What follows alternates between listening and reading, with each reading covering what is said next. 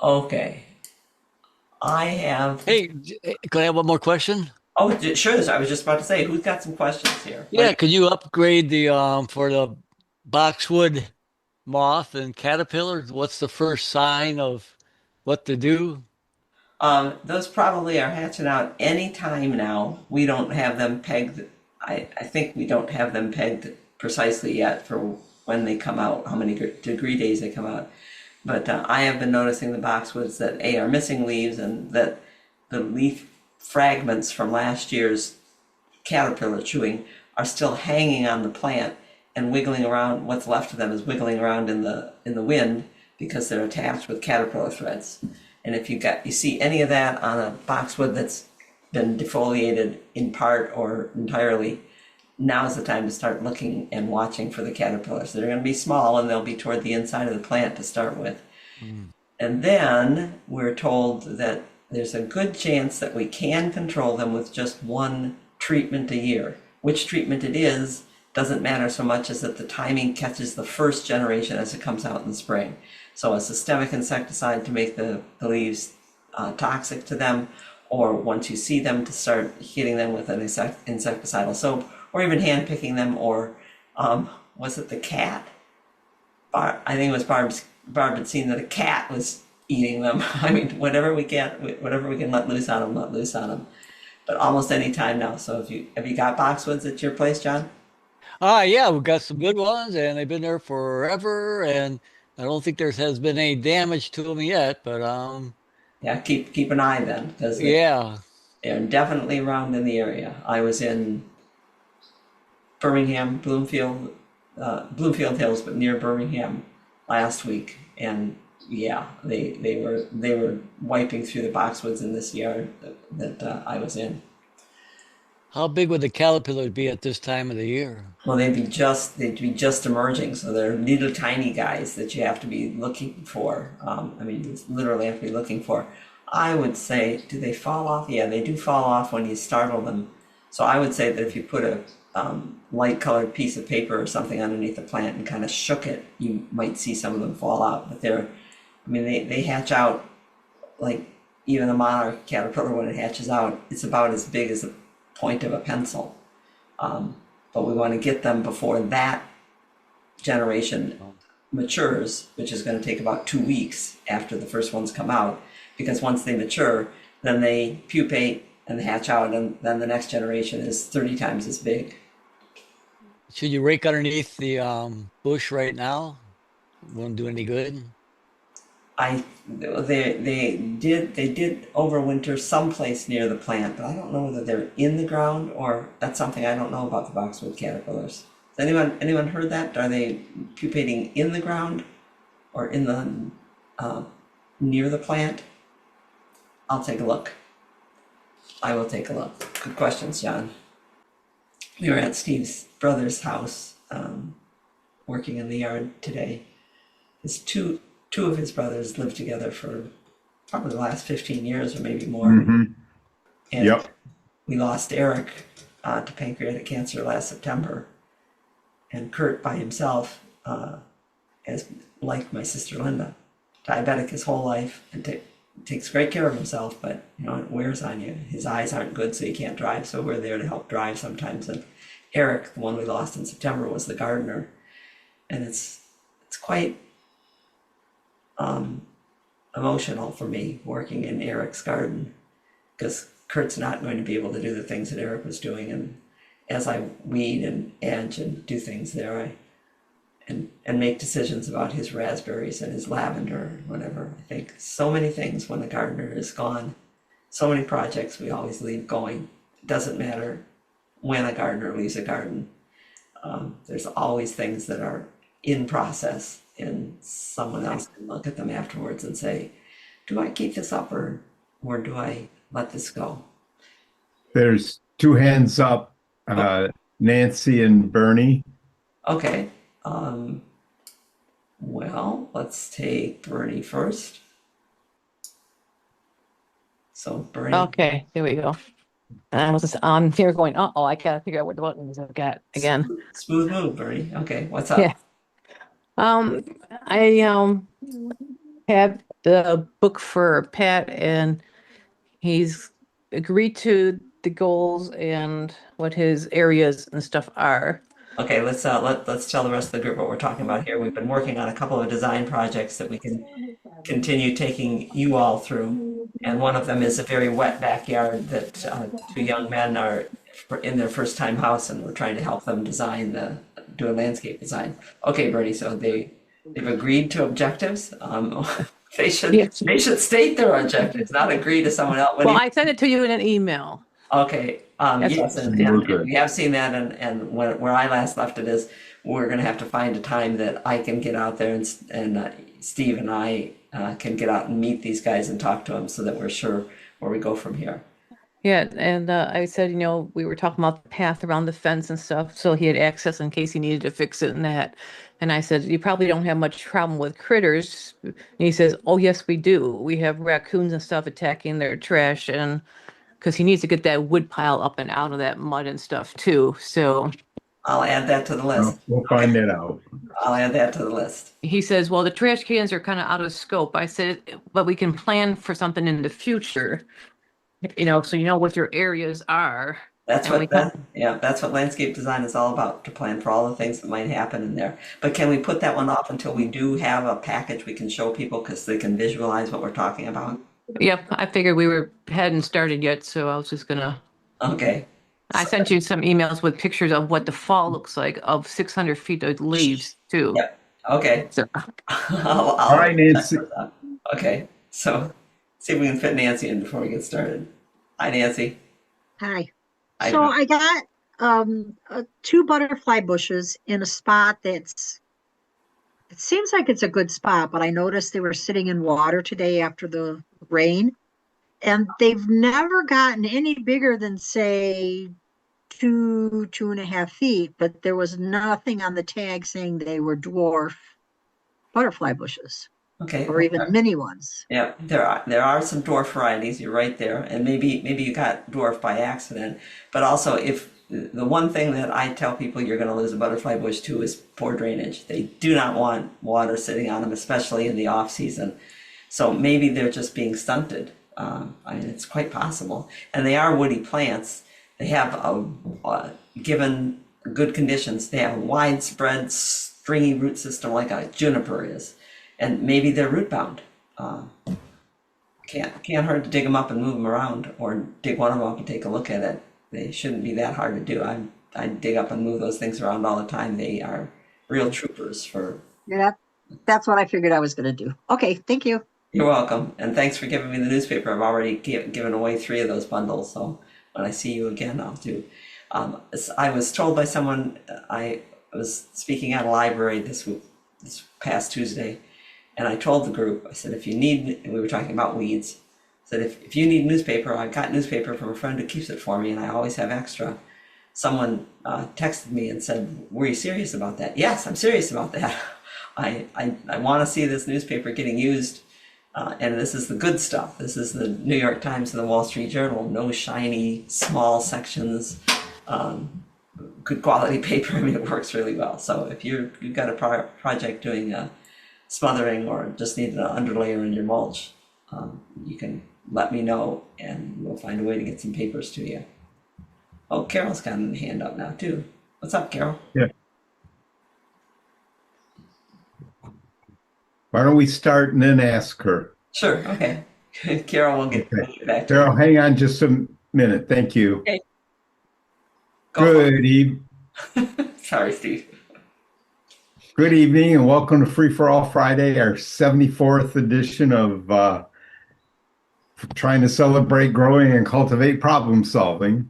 I think we're doing a pretty good job of it too. It's so many people bringing so many ideas into play. That we're at gardenaz.org. I'm Janet McConovich. I'm Stephen Nicola.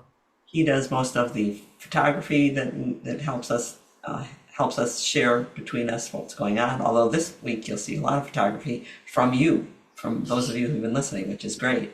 I do most of the words and the organizing. The website is there to have a place for us to put the things that we've written over the last 30 some years. Gardened professionally for 40 years, and we learned so much being in and out of different gardens, seeing same plants in different places, seeing different plants in same places, and talking to gardeners that we thought we need to keep this up. We need people to talk to each other. So that's why we do this Fridays. Please tell people about it. Tell them all they need to do is go to our website, gardenatoz.org. It's .org, not .com. On the main menu, it's the Fridays page. The link is always there so that you can join us. No strings attached, no cookies, no ads, just our place. I forgotten why I put that in twice. So so let's get Carol's question here to get started. Yep, it's Carol. Okay. Go ahead, Carol. I have a row of spirea along a path that goes from the driveway to the front porch. One of those spireas has been taken over by an ant colony that's building a fortress around the base of the plant. Yeah. It's at least 6 feet high, or 6 inches high now, and at least 12 inches in diameter. What do I do? Well, it may not bother the plant. Okay. It can elevate the soil, and if it's a plant that's sensitive to how deep it's planted, it could become a problem. But the main problem that ants can cause to plants when they're tunneling underneath is that their egg chambers, they will apply something to the top of the area that they hollow out for the egg raising. They apply something to it, and water doesn't go through it because they need to keep that area dry, so they can dry out an area if it gets really big. I've told people before about all I can think to do with that, and it seems like it's worked for us a couple of times, is to take the water probes that are useless for what they're sold for. There's you can put on the end of your hose with a long needle nose that's supposed to stick into the ground to deep root water. If you stick that into the ground a bunch of places, you'll actually hear it go crunch when it goes through that particular part. And if you flood it a couple of times, you can encourage the ants to move out of that area. But I know what you mean about the ant colony and its raising. We have one space in our front yard that for the last couple of years has been must be about a 5-foot circle that you actually walk uphill and back down off of it, and they've raised it up. And that's been either enlarging or moving through the yard. It might be one ant colony, it might be many. An ant colony can be really huge, thousands and even millions of insects. So all you can do is watch it and try it. But I tell people, try not to think in terms of how can I get rid of these ants? Yeah. A, they do a lot for the soil, and B, it's a losing battle.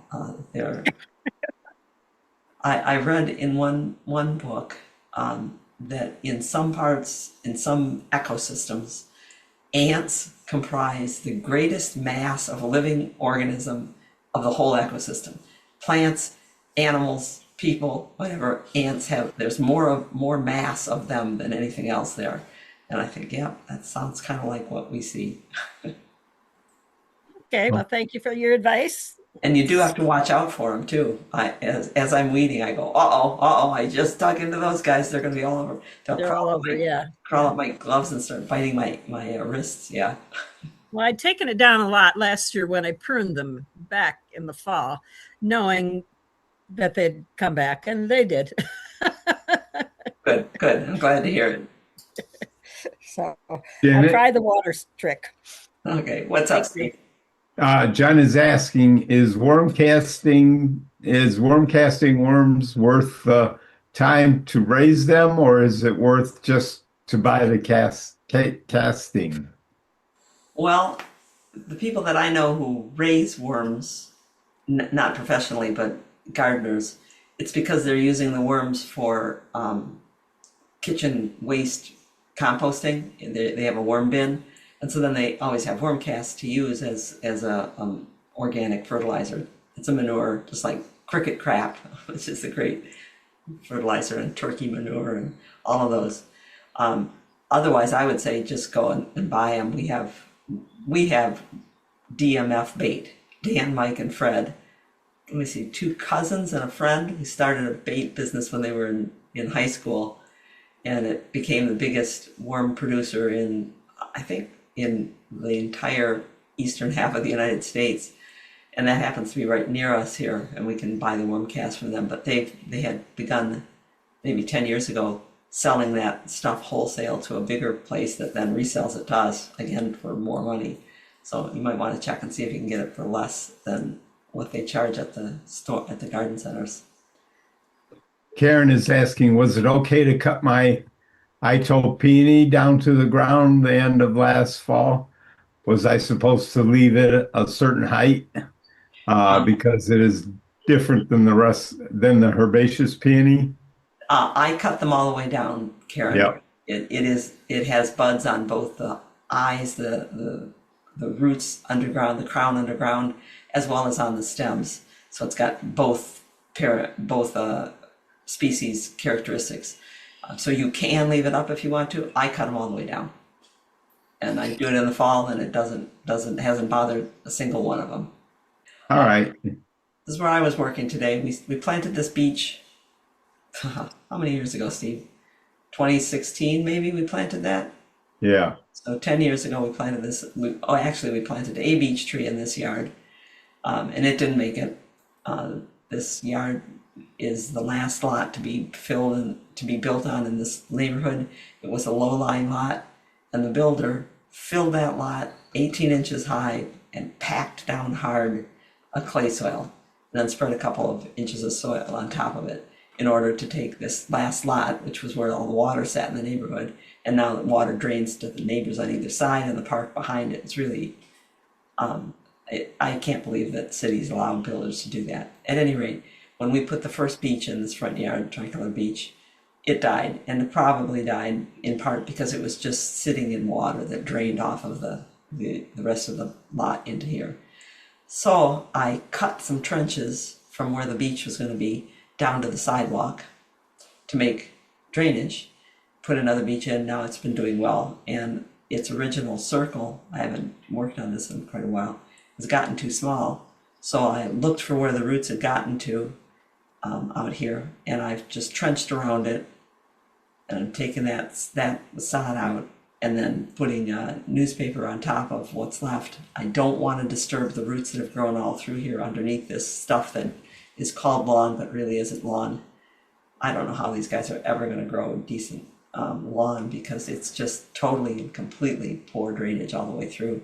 But at any rate, all the things that are growing in here, I don't want to grow into the beech's area, but I don't want to disturb the beech's roots either. So I weeded right around the trunk, I trenched around the edge, I overlapped paper all the way across it, and now I'm mulching it all the way out to the drip line. And I found its roots out here already branched, so they're going further, but they're growing real shallow in the ground. So the next step for me is going to be to go all the way around the outside edge, maybe another 18 inches or 2 feet around the outside of the edge, and jump on a fork and loosen this soil much better out here so that those roots aren't going to grow right at the surface and later on in their life be mowed over, damaged, and people cutting them all the time because they get in the way. It's kind of a special tree. It meant a lot to Eric. In that lawn, here's the lawn. What a mess. Got a good picture of bull thistle the first year. I've been telling people about weeds and me and us, and how I came upon it's always better to curse it by name. When I was a little kid at a friend of the family's house, my dad was helping her do something, I don't know, and I was out playing in the yard. I fell with my hand on a bull thistle like this and was crying. Grandma Frances, we called her Grandma Frances, she was just a friend. Grandma Frances came out and said, "What are you crying for?" I said, "I fell on that pricky thing over there." She went inside and got some witch hazel and put it on my hand. It felt better immediately. And as she put the witch hazel on, she said, "Now, dear, it's always more powerful to curse it by name. That's a bull thistle, not just a pricky thing." And so that's where that comes from. I feel sorry for the neighbors, because about the only thing that will grow in this yard is dandelions that can handle the compacted soil.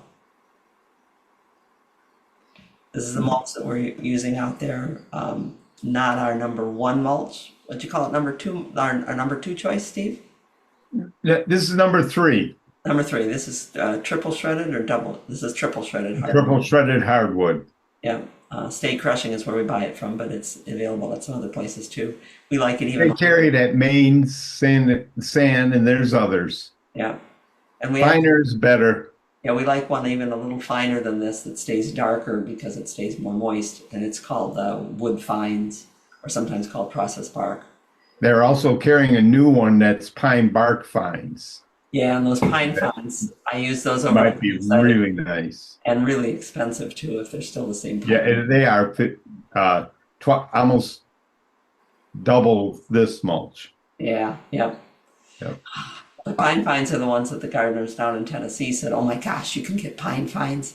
They were so jealous. There's a question. Deb is asking, is it okay to prune if it's going to rain within the next 48 hours? Do not prune while it's wet. It's okay that it's wet after you prune. It is cutting branches while they are wet, taking spores from one on your tools and moving them in the wet to something else. You want to avoid pruning while wet, but it's okay if it rains afterwards. Let's see. Can we suggest a good shrub in northern exposure that the deer won't eat? Huh. Chances are we'll say try this one and the deer will eat it. Northern. When we say northern can be in the full sun. Yeah. I don't know that that's enough for me. Bayberry is definitely one that they leave alone. They haven't touched ours. And bottle brush buckeye. They don't touch bottle brush buckeye. Nope. But there are a lot of things there. I mean, I've seen bayberry grown in a tree form, and it's 10 feet tall. Most of the time, it's more like 5 feet tall. I've seen bottle brush buckeye at 7, 8 feet tall. I've also seen it at 15 feet tall. So we need to know a little bit more to recommend something. But bottle brush buckeye and bayberry would be two to start with. Take a look. Yes. Donna put in a quick plug for Sun King Aurelia, even though it's a herbaceous perennial, it gets big It is big. when it's where it likes. As long as it grows right, it has to be in a place where it grows well, and it likes moist soil. Does not like our dry yard for sure. Nancy asking, any problem if the beech's roots are cut through? Depends on how close to the trunk. Right, depends on how close to the trunk. That particular tree that we're looking at there, the trunk is maybe 2 inches in diameter now, which means that within 2 feet of the trunk, I don't want to cut a flare root, one of the main roots. The roots that I was finding out here were still the small roots, the size of spaghetti. They're not going to be damaged in cutting them. And if I cut them and then loosen the soil, I can get them to grow a little bit deeper. Karen says they eat bayberry up around Traverse City. Oh, that figures. See, That's why I said, as soon as you everything. tell somebody no. Yep, there's always John says, now that the deer ate his ewes in the winter and the boxwood is going through a lot, might not last, what would be a plant for the green needs year round? the only plant that we've been able to suggest for a boxwood replacement is are the Japanese hollies, Ilex glabra, which is also called inkberry. But I'm pretty sure that the deer are going to eat them because they are hollies, and they eat other hollies, not as a first choice, but they do eat them. And the Japanese hollies are not quite as good in the range of habitat that boxwood is. They a little more particular about needing more light. So there's not anything great to offer in place of it. We use the leatherleaf viburnum because it keeps its leaves, but it's not that tight, densely leaved plant that a lot of people like to have. Junipers they don't usually eat right away. We're getting a whole bunch of questions. Well, that's good because we're looking at this kind. I'll interject this one before we take the next question. This is our Garden by Janet and Steve that was this past Sunday. I think it was Sunday. What day were we there? One viburnum in a row of viburnums was not growing as well as, and Suzanne asked us, can we make that a workshop? Can we take a look at it? So we did. And you always want to look at the base of a plant. I'm going to say especially viburnums, but look at the base of a plant and see whether it's been damaged at all. This was at some point eaten, chewed, probably by a vole. They like viburnums. And so the bark ends here, the cambium died underneath. This whole area right here is probably living on just one little strip of cambium that's left to let the leaves communicate with the roots. So we had to take this out, and it was a bit of a cutting job to take it out. So this is what we had left, because fortunately the shrub had put one branch down to the ground, it had rooted and started growing again, so we had left this part that still had decent amount, but still not great amount of cambium, and this part that started by itself. Oops. So we ended up with this in line, and that will now take off and grow pretty quickly. Not as big as the others, but now it's got a chance to do that because it's not relying on all that weak wood. And while we were doing this, one of the nicest things about going out in and seeing each other is sharing tools. Nancy Giordano brought her little electric saw, which was really cool to use and small and could get into some places that a bigger saw couldn't get into. We ended up doing most of the sawing with a manual saw though, because it is hard with any chainsaw to not nick other branches nearby when you're in a tight space like that. Yep. Okay, what other questions have we got? Okay, Karen said the rabbits chewed the cambium off an old cotoneaster shrub from the bottom to about 3 feet. Do I need to replace it now? It's likely that cotoneaster will sprout from the bottom. How quickly do you want it to fill back in is the point. If it's if it's just been hurt this first time, it's like cutting it back hard. It may come back gangbusters and grow 18 inches in all directions this year. If it does, then you might say, okay, I'm going to leave that there. But you might need to get a new one if it's really important in the space where it is. Diane says her newly planted Ito peony has not emerged yet. Are Itos later than standard peonies, or should I consider it winter kill? I'd be surprised if it's winter kill. Didn't seem to be affecting peonies badly. Our Itos are up about like so right now. Some are up further in other people's yards that I've seen already because it's a little bit warmer. But I wouldn't write them off yet. And actually, you should be able to just scrape aside the soil and just gently around the crown, and you should be able to see whether there's buds coming, so you can make a decision. Then there's Carol found some morels growing in the yard this week. First time in a long time, collected almost 2 dozen. You know, Rain brings more.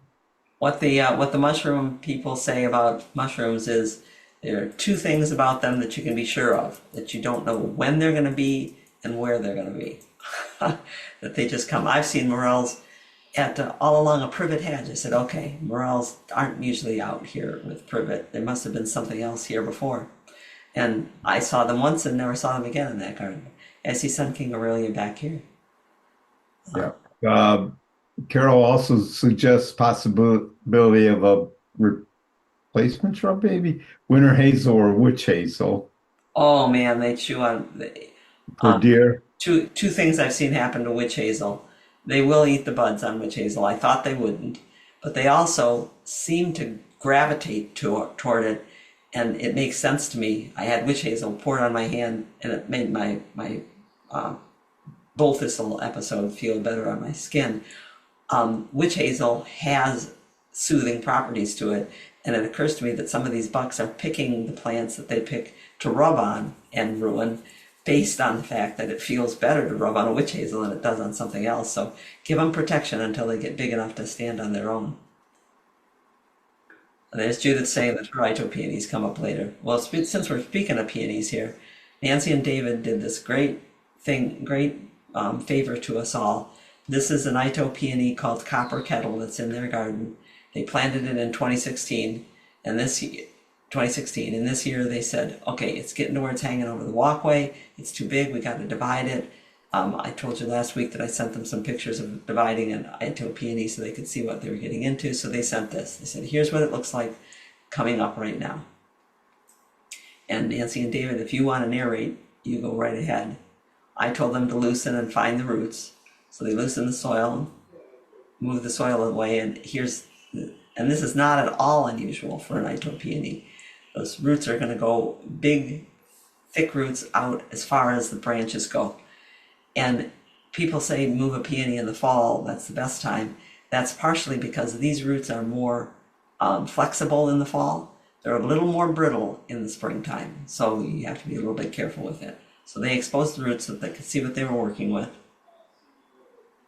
And then they cut. I gave them a little diagram and said, pretend it's a circle, just cut straight through it and take out some pie-shaped pieces. They cut straight across it and made it into 2 divisions, just cut. I'm assuming they took a spade and cut that through. We did, Janet. David actually had to use the root slayer. Yep, yeah. We were surprised at how thick in the middle, the roots were. And, even with the root slayer, he really had to jump on it. And I was just going to say, my problem with dividing something like this, Baptisia is the same way with a real dense crown and woody crown. So I have to jump on it, and I have to be careful not to jump and then fall off the spade the wrong way and squash all the rest of the plant. Well, we did a little bit of that too. So what they had left, that's all gone out of there. And now that plant has plenty of room to grow for another. Actually, it's such a geometric progression as a plant increases in size. It's probably not going to take 10 years to get back out there to the sidewalk. It's got a lot more energy, because when we buy these Ito peonies, what we pay, last time I bought one rather than getting one from someplace where we already had one, I think we paid $75 for it, and we got 3 eyes. We got a piece this big. So if you started with a piece like that, and in 10 years it got to be this big, you now have 6, 7, 8 times as much generating starch and growing new eyes, so it may be out larger sooner. That peony is actually showing buds already. Uh-huh. And, I think we have 4 peonies, and the only one that is only showing 1 bud is the one on the south side of the house, but now the birch that's there has gotten bigger and shades it more, so it's just not getting enough sun. Yeah, that could be. I have one in quite a bit of shade. Juniper has grown, big spreading juniper has grown over the top of it, and it's definitely slower and less floriferous than the rest of them. Thank you so much for taking all these pictures. Well, thank you again for encouraging us and giving us the courage to go ahead and do that. Yeah, you are welcome. All right. Judith. Oh, yes. Judith says, I just got a big community garden plot. I've been scuffle hoeing up the many little weeds in the plot, and I'm getting ready to bring in soil to amend the beds. No time for soil testing or building raised beds this year, and paths in between them. I'm trying to avoid using plastic and hope that putting down newsprint and cardboard with mulch, hay or chips, or if advisable, spent container medium would do the trick. What would you think? Or should I break down and get the heavy duty weed barrier material? No, don't get that. Well, if you get weed barrier and you're using it in a vegetable garden, you have the opportunity to just keep taking it up every year. Vegetable garden, that's right. Sorry. Never mind me. And I wouldn't mind doing that, but you might just as well use newspaper. It's good for the whole year. Newspaper or yard waste bags. And then if you didn't want to take it up, or if something happened and you weren't able to finish with the garden that year, it would just decompose. So I would just use paper. We had a community garden, since we're in a place where we don't have, the only place where we have sun is in the front of the front yard. And we're not allowed to have a vegetable garden in the front yard in our neighborhood. So I had a community garden plot, which I gave up after the second year because I'm just not there often enough. In vegetables, you gotta be there for those guys. But I dug through the whole bed and took everything out and put a root barrier around it, because the whole area around it was full of quackgrass and other things that people had brought in from various gardens that ran around. And that worked really well for me, that and just newspaper and mulch on top of it. Okay. So speaking of fabric, it is both expensive and ineffective in what it really sets out to do. And removing the rocks and the fabric is expensive and complicated. I would like to hear from people here, any advice we can give to Carrie, who sent this, to say, I am tired of fighting with it. We moved into this house and it was all rock and fabric everywhere. I've taken out where I can, but I gave up, and I've talked to a landscape contractor now who will come in with a bobcat and take out the rocks and get them out of there and take the fabric out. How can I protect my crabapple? How can I protect the maple that's over here just off of the screen? She said, I don't want to ruin the roots on those plants. So anybody want to chip in? I can tell you what we told her, but I'd like to hear what your thoughts are, because we're looking to see if we covered all the bases between the two of us as we emailed back and forth. What would you think you needed to do here? You can chat it in, or you can raise your hand if you have something that you want to say. Here's what I would make sure to do. You can see that there, or you might be able to see it's egg rock, stuff that, oh boy, my fingers hurt every time I see that and think about taking it out, because it's such a tedious task to take it out. I can see why it's better to take it out with an end loader. End loader? Bobcat with a bucket. Bobcat, yeah. Something with a bucket. One thing we have learned about machinery in a yard and construction damage is that an 8-inch depth of mulch can withstand the passage of machinery on top of it with less compaction to the soil than almost anything else that was trialed to keep compaction out. So people often put down plywood, and they'll make a road from the driveway over to this part of the bed, and they'll make it out of plywood. You can do that. But if you can do the plywood and put mulch on top of the plywood, you're going to do even better. It just cushions it more. We've thought through changing the yard. Our front yard septic system is in the front yard and will someday have to be changed, in which case we will cut down the garden, put a heavy tarp on it, put 8 inches of mulch, and establish a path so you can come through here. So you could do that. I would tell the contractor to do as much as possible from the driveway. If they're going to be scraping rocks and then loading them up into the Bobcat and dumping them into a truck, do as much as they can from the driveway. Establish a path across here, plywood or mulch. In terms of saving the trees roots, Carrie gave us the information that a couple of years ago they had to do a new water line through here, so they had to trench right through on the left side of the tree. And will that make a difference? That actually helps. That's root pruning ahead of time, so that the roots are in. You know that there are roots in a more restricted area, and you know what area you have to protect. Carrie's already talked to the contractors, and they've said that they'll remove most of the rock underneath the crabapple by hand and just pull it back out of there. For the maple, if it's a big maple, and she tells me it's a big maple like these that you see in the background, its roots are everywhere in that bed. So it's all going to need to be watched, and it might need extra water, might need extra fertilizer, might need aeration on the soil afterwards. But better to get the fabric and the rocks out of there. Man, I don't even want to think about how much that costs. Did we get anything new? Nothing new. Just comments on what was going on, and I don't think we need to Okay.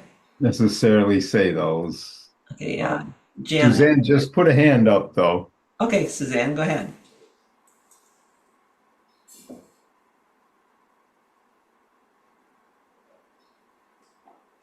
This next. Hi, I'm sorry. I'm on my phone, so I couldn't figure out how to unmute.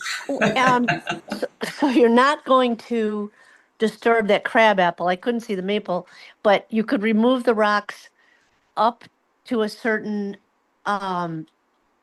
perimeter of where the roots might be. We were talking about the aeration, the company that does the excavation with a power, a Right. compressor and air. I mean, you could protect the roots by finding out where they are, correct? That's a really good point. An air spade, which is a tool that's attached to an air compressor, can blow the soil away around the base of a trunk and identify what the root pattern is. They can find girdling roots just below the surface.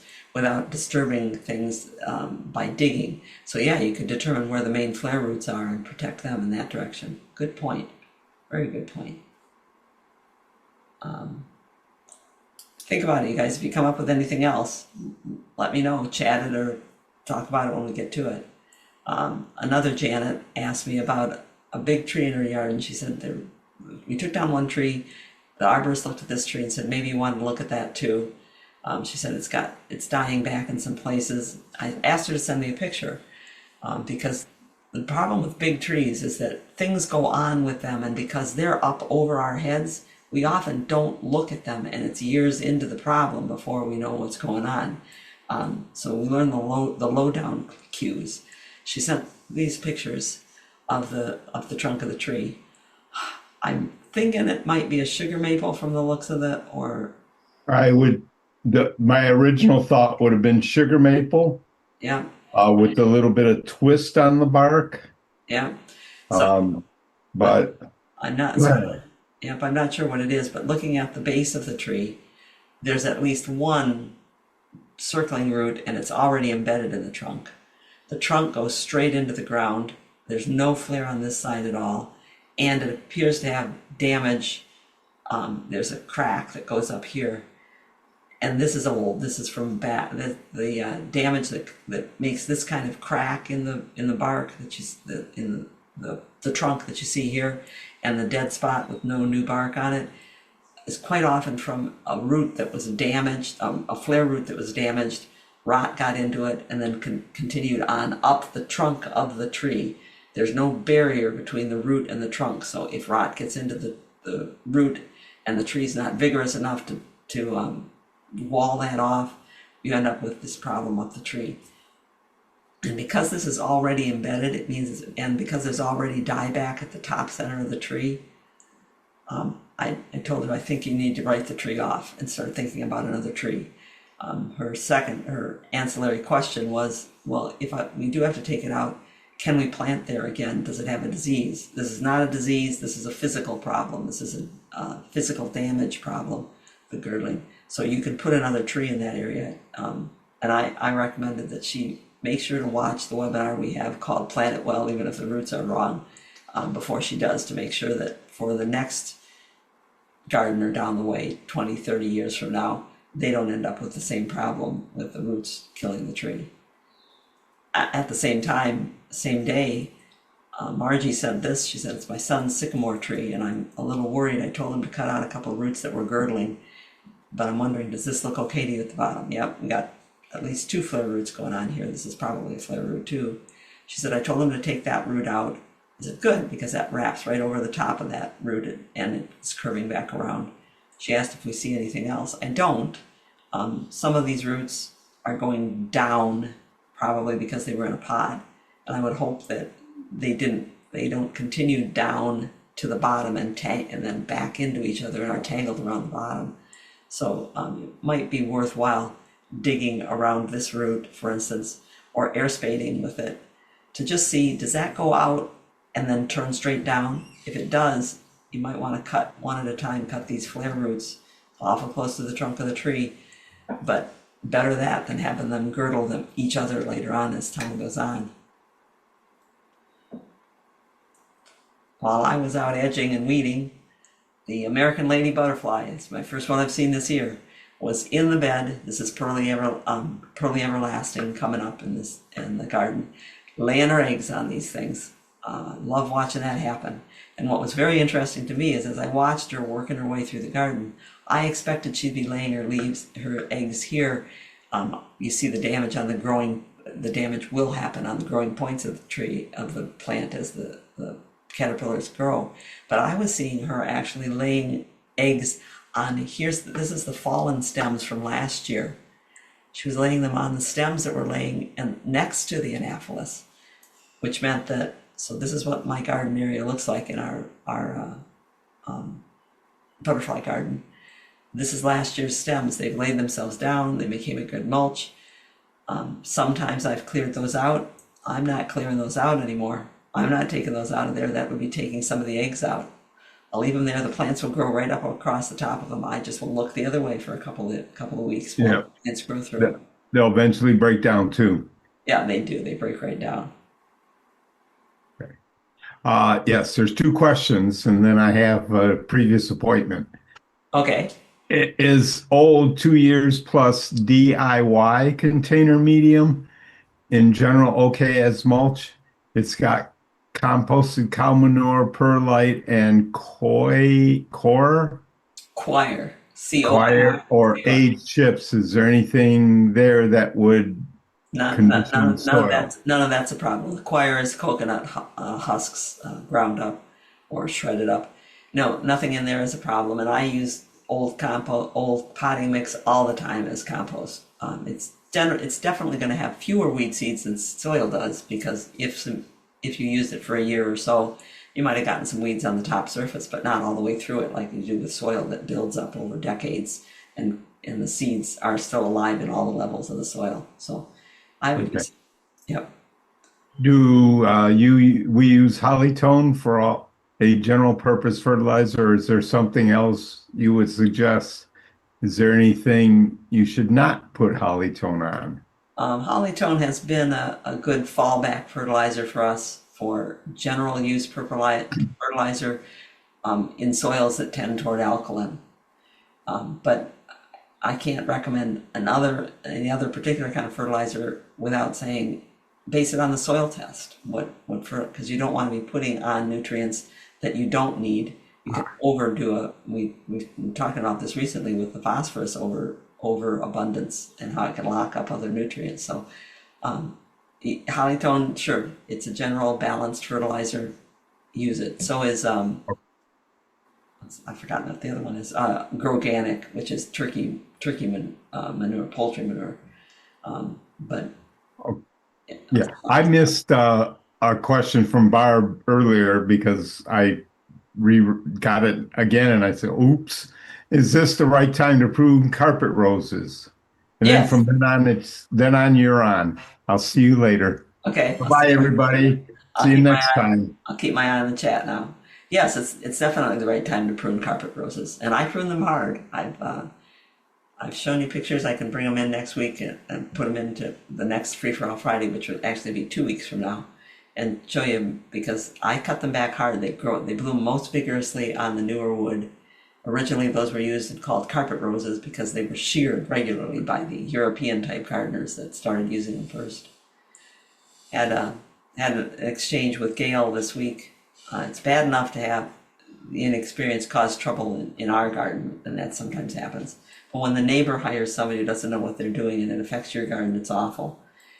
Gail has for 35 years been maintaining this rock wall. She planted it for her client and maintains it. It's in the shade, so not everything grows well, but those that she's got worked out grow pretty well, and they're creeping phlox. There's various kinds of sedums. There's plumbago growing in there.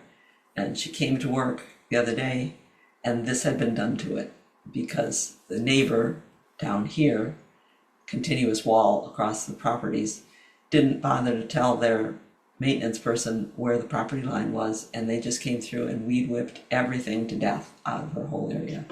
And you definitely want to cry over something like that. Some of it will come back. You can watch for it to come back, but that's a lot of replanting to do.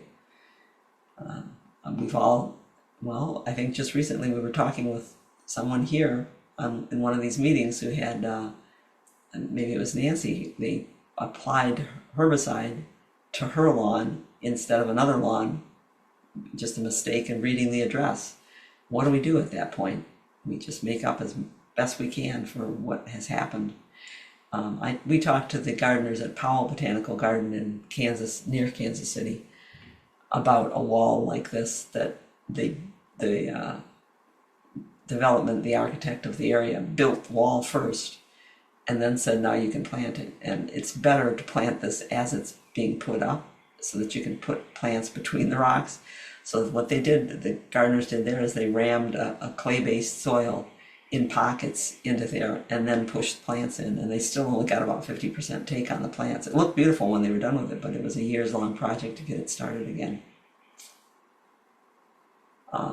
Renzo, I don't think Renzo is here, and I do need clarification on this. Renzo's wondering about putting a forsythia into a big pot and what to do with the water that ends up in the catch pot. Outside, if you put your plants outside in the summertime, I tell people take the catch pot out from underneath them unless you absolutely need it because it's sitting on a deck that might rot or something. Let the water flow through when they're outside because they can sit after a hard rain, can sit for days, and that can rot a lot of roots.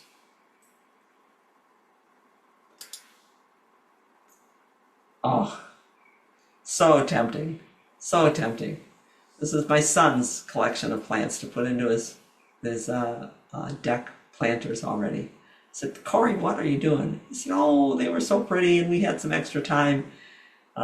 They're basically going to have to keep moving them in and out of the garage. Even though it's been really nice now, it still gets colder. I tell people, hold off on your annuals. If you do buy annuals, buy them from a grower that's been growing them outside. We have a local grower here, an excellent grower, Bogey Lake Greenhouse. And they do put some of their flats, pansies and other cold tolerant plants outside so that they harden them off for you. But you buy them from inside a greenhouse, like this little Celosia Beauty or some of these others here, and you put them outside, they're just going to sit with their roots, possibly root tips rotting because the soil is so cool and the air is so cool. It's too much shock for them. I have a medium. We were going to cut the leaves off. I said, you know what? We don't need to. It's filling right in on top of it. So unfairly named barren wort.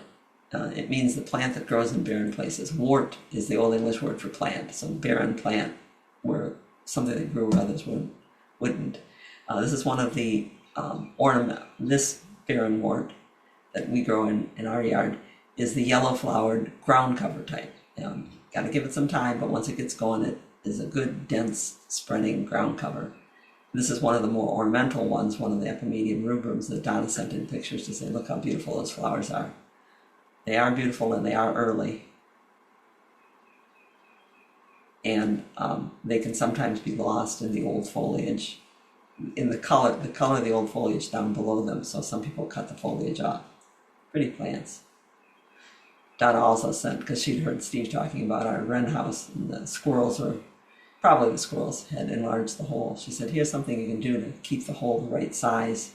The size of the entrance hole makes a difference to which birds will accept it and which ones won't. Some chickadees will move into larger holes, but wrens need a smaller hole. That's what they did to ours.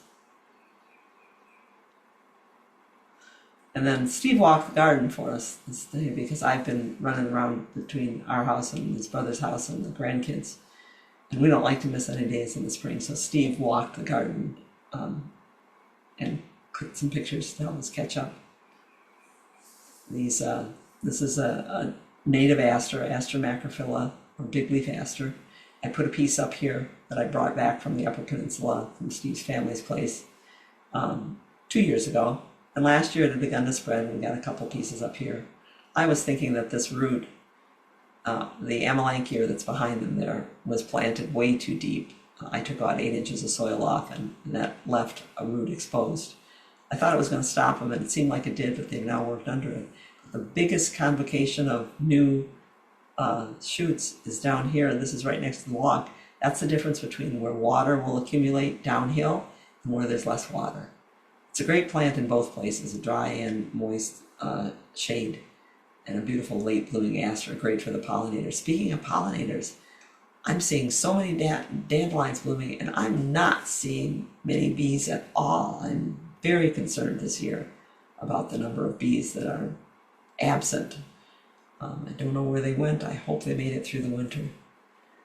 Steve took this picture for me, I'm sure, to show me. This is the chrysogonum, also called green and gold, one of our native plants. It's a good ground cover. This is the one called Pierre Benerup, named for our friend Pierre. I planted a couple. I think I took one plant, divided it into 3 pieces, and it's spreading here, versus the straight species over here. Can you see the difference in the leaf color? There's no difference in fertilization or soil or anything else going on there. That's just a variety difference in the plants. Slightly different shaped leaf. Steve says the flower is different too. I haven't noticed. He's got a better eye than I do for that when they bloom.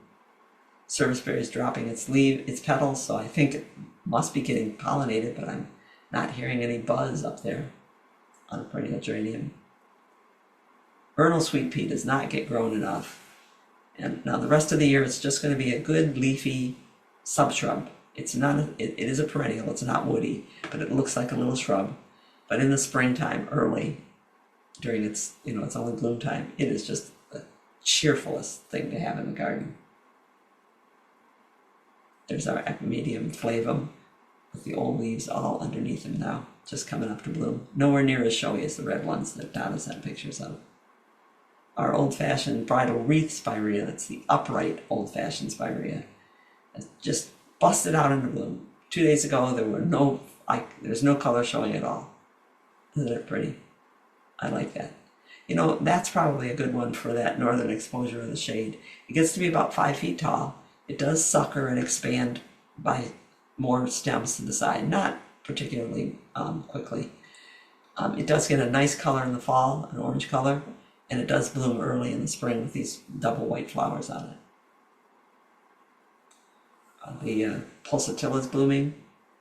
This has been one of my favorite plants for 50 years. It used to be called anemone pulsatilla, now it's called Pulsatilla vulgaris.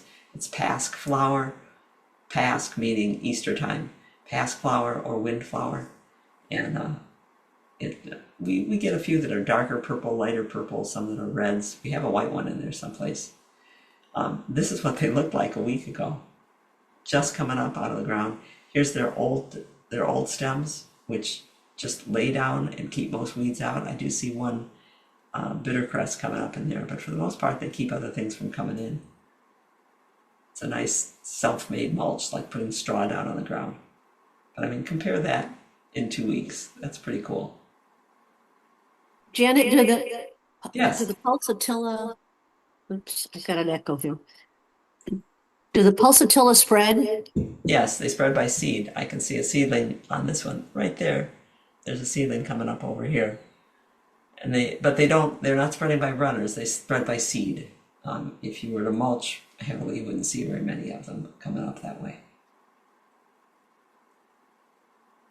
Our striped zebra iris in with our pussy's toes seed flower stalks just coming up. This is the other, we have 2 big patches of plants for the American lady butterfly, and this is the other host plant for the caterpillars. I've been surprised that the zebra iris has made it through. We're not dividing it, we're not doing anything to it, we just say, we'll see if you make it. It's interesting to be growing a different kind of garden now that we let grow. These are the pussy's toes.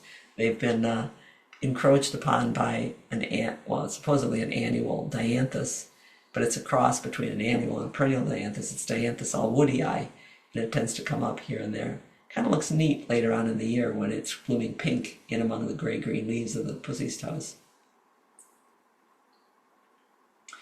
Yeah, won't see any caterpillars yet, no, but the eggs are there. The penstemon, Steve's favorite in our wild butterfly area out here, it's purpling up now. Purpling up as the new growth comes up. And yep, it's growing right through its old debris, and I just look the other way. That debris has a lot of life in it, not of the plant, but of the things that laid their eggs on it or that burrowed into the hollow stem and deposited some bumblebee eggs. So I only cut down late and slow, and most of it I try to lay down right in the same garden and leave it there. I have some green cultivars coming, which I hear may be better for the insect pollinators. The hummingbirds seem to go to the purple leafed ones just as well as the green leafed ones. We continue to watch out for Laria for, can you see him? Right there. Steve found 8 the other day. We've been on top of these guys for 2 years, and we're now much less damage, but far fewer of them. I don't want to have to keep doing this for the rest of my life, but it's interesting to see how well we can keep them under control by hand picking, which is what we're doing. Steve's really good at grabbing them. I tend to grab and they fall into the mulch and then I can't find them. But we've also found that we have to stand where our shadow is not on the plant, because when the shadow falls on the plant, they begin moving away from wherever that is. But they do this kind of damage, this notching on the leaves and on the petals. And just as with the boxwood caterpillar, we're looking for this first generation. These are the ones that overwintered and are coming out and are mating now. We don't want that second generation, which would just destroy the plants entirely. So we go out once a day, one of us will look and kill the lily leaf beetles that we find. Don't you just love Filipendula rubra coming up? It's like cotton candy when it blooms. Needs a moist soil. I've got it in only one place in our garden. It's where a couple of drain tubes that I have meet in one place, and I know are going to leak. Give it a little extra water. There's the lily leaf beetle. I put 3 pieces of bloodroot into this rock wall when I built it, and it's just loving it. Coming up right in the polygonum, the Persicaria border jewel, coming up in the violets, coming up in the rocks, comes up 25 feet away from seedlings. I'm just thrilled that it loves it there that much. There's this one of the seedlings right there, little bear paw, coming up in epimedium's area. I put one tiny shoot of a Filipendula vulgaris, kind of looks like a Boston fern, and it's green almost into the depths of winter. It's not native, but it's a nice plant to have in the rock garden, and it's taken it years, 6 years now, to bulk up to this size, and that's fine with us. We like those kind. Something that this is Viola labradorica, which when I learned about the purple-leafed violet, which is native, I thought, well, we have Labrador retrievers. We should have Viola labradorica. Well, once you get Viola labradorica, you're going to get it all over the place, and it does seed itself around. So I'm watching to see how it does. See the debris from last year, from all kinds of things. But it's blooming right now and looking pretty nice. But it's the bloodroot's moving in too. The single species bloodroot has finished flowering for the most part. There's a couple of late bloomers coming up, but it's finished. It's got seedlings coming up here. And it's also got, this is a native aster that we grow on the far side of the yard that seeded itself in there. I'll probably go in, I call it refereeing when the garden is new like this. I'll referee and say, yes, I would like to have these extra bloodroots, and I'll take out some of the violets, but I try not to interfere too much with what's going on. Our Virginia bluebells are up and showing their blue and pink boys and girls names along with the wood poppy. And these just jumped out of the ground in this last week. Bottlebrush buckeye has leafed itself out. It's last year's flower stalk still sticking up on it. Tarda tulips, the tulip daysystemon, it's a species tulip coming up in the European anemone, anemonoides that we have growing here.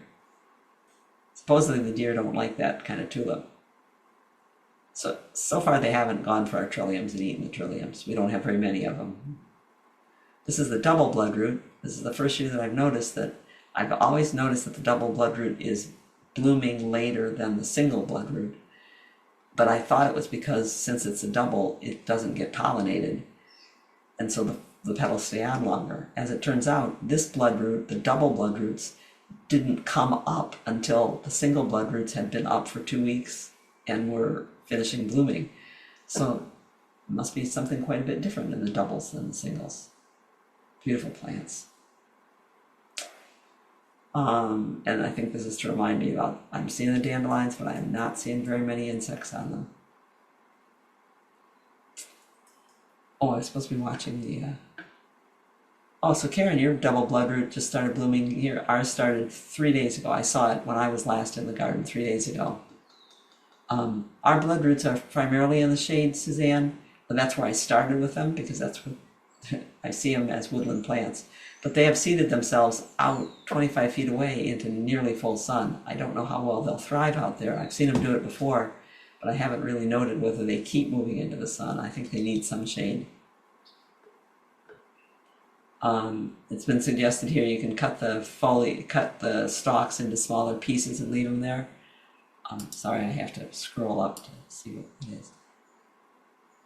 Don is suggesting we can cut the foliage, the stalks from last year into short bits, and it seems to disappear faster. Yes, it does, but I don't want to disturb it any more than I have to. I am more and more looking at things in terms of the ecology of the area and saying, I don't know what's going on out here. I usually cut them and put them in a loose, like you're shocking corn. They'll bring all the stems together and make a stand-up clump. I'll make a stand-up loose clump of them and put them someplace in the garden so that they're still up in the air, because I don't know what's hatching out of them. I don't know what's hiding in all of them, and I really want that as much as anything else. What else is here? What else did I miss? Can the non-native Pulsatilla vulgaris be moved now? I didn't realize they seeded around so much. Yes, you can move them. We just moved one last week. Yeah, lots of little plants. I'd like to have more, but not where they chose to be, where I want them to be. That's what I mean about refereeing, Carol, is that I can say, I want you over here, but you can't fight plants too much. So sometimes you might want to change which plants you're growing if you can't agree on those things there. Carol's found some damage on her lilies and decided to cut them down this spring. Yep, deny the pest food, cut them down before they can eat them. You can keep the numbers down that way. And Karen, you're cutting Siberian iris foliage down? Oh, what do you want to do with the old brown foliage? It does. I have, just because Siberian iris likes it moist and we're a very dry, sandy yard, we have just one sentimental clump of Siberian iris, and I cut it back real hard and just put that into the compost. But I have in the past just let it go, and it does look quite unsightly for quite a while because it's quite rot resistant. I kind of think that some of those irises might have been used as thatch on roofs. And Suzanne's asking, I don't cut down last year's stems. I have in our gardens here at this house now, I have one about 150, 175 foot perennial garden that I maintain like a perennial garden, like I've always liked to do, cut it down, clean it up, move everything around. The vast majority of our gardens here, we want to be naturalized. We want as much life out there as we can. We want butterflies, we want the bees, we want the pollinators of all kinds. And so I don't cut them down. I'll break them down, like I say, later on as I'm working in the garden, I'll be breaking some stems off. I broke some stems of, what was I breaking? Oh, I broke some penstemon stems off just earlier this week, and moved them aside. But for the most part, I'm treating that garden as naturally as I can. Bernie is recommending the National Geographic series on bees. Michelle has also recommended that to us before. It's a good thing to do.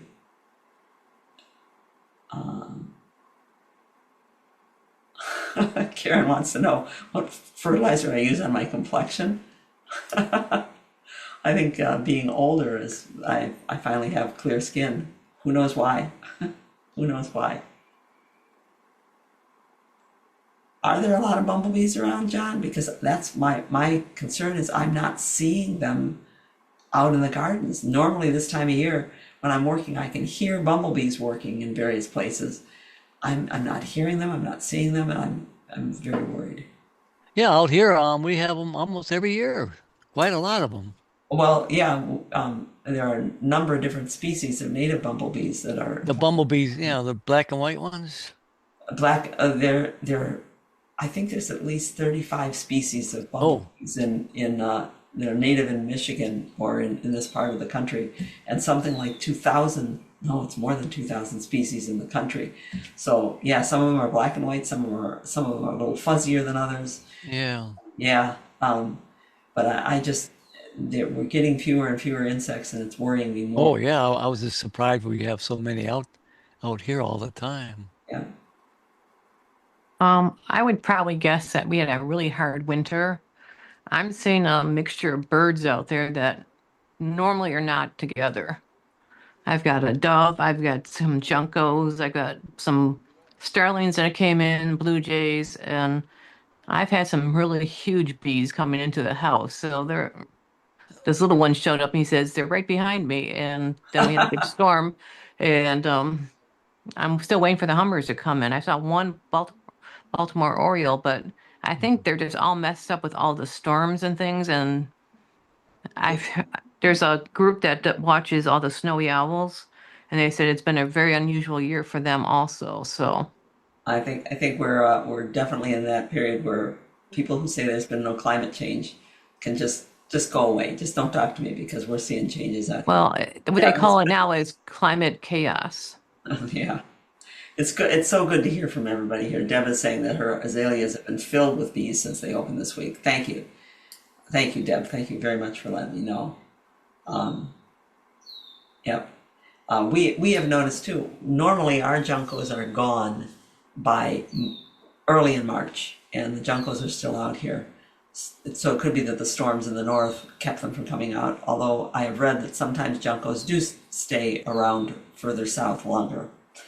Well, and sometimes too, you have two batches. Some have moved back north, and some are coming up as they transition back up to a lower part. Yep. We're in the migration route for a lot of things. This is a great place, Michigan.